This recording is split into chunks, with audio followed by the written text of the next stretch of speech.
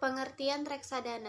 Reksadana adalah salah satu alternatif investasi bagi masyarakat pemodal, khususnya pemodal kecil dan pemodal yang tidak memiliki banyak waktu dan keahlian dalam menghitung resiko dari investasi yang mereka lakukan. Reksadana itu dirancang sebagai sarana untuk menghimpun dana dari masyarakat yang memiliki modal, mempunyai keinginan untuk melakukan investasi, namun hanya memiliki sedikit waktu dan pengetahuan yang terbatas. B. Mekanisme reksadana. 1. Investor melakukan pembelian atau subscription reksadana melalui manajer investasi dengan menyetorkan dananya melalui bank kustodian. 2. Manajer investasi akan melakukan dana investor dengan melakukan pembelian atau penjualan instrumen investasi seperti saham, obligasi, atau pasar uang sesuai dengan jenis reksadana yang dibeli oleh investor. 3. Pembeli atau penjualan instrumen investasi oleh manajer investasi dilakukan melalui perantara pedagang efek. 4. Bila investor melakukan penjualan atau redemption reksadana kepada manajer investasi, maka manajer investasi akan menginstruksikan pembayaran kepada bank kustodian. 5. Bank kustodian akan mengirimkan dana penjualan reksadana ke investor. Oke, bismillahirrahmanirrahim. Yang C yaitu karakteristik reksadana.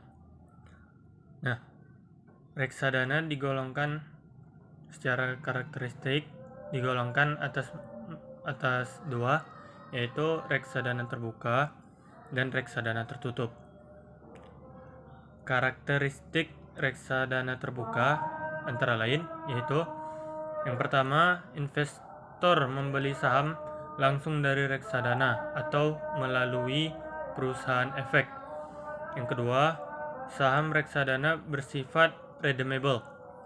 Yang ketiga, reksadana umumnya menjual saham terus-menerus.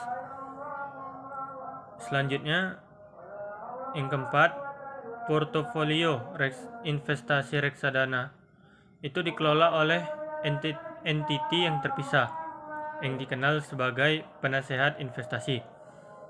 Yang kelima, yaitu reksadana terbuka muncul sesuai dengan tujuan investasinya.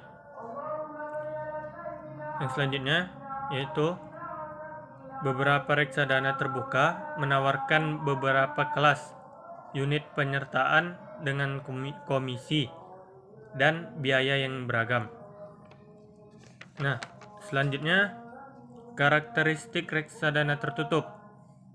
Yang pertama, tidak terus-menerus menawarkan unit penyertaan.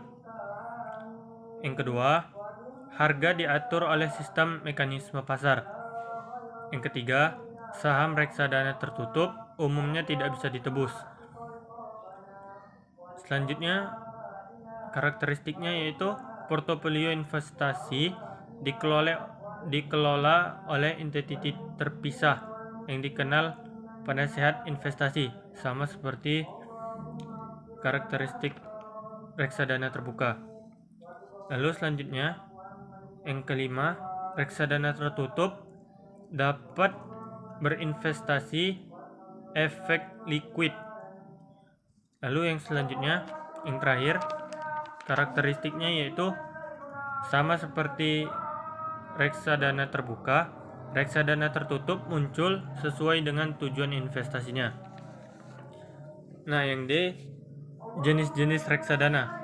Jenis-jenis reksadana antara lain yaitu ada yang disebut reksadana pasar uang, ada yang disebut reksadana pendapatan tetap. Baik, saya akan membacakan faktor-faktor yang dapat mempengaruhi kinerja reksadana.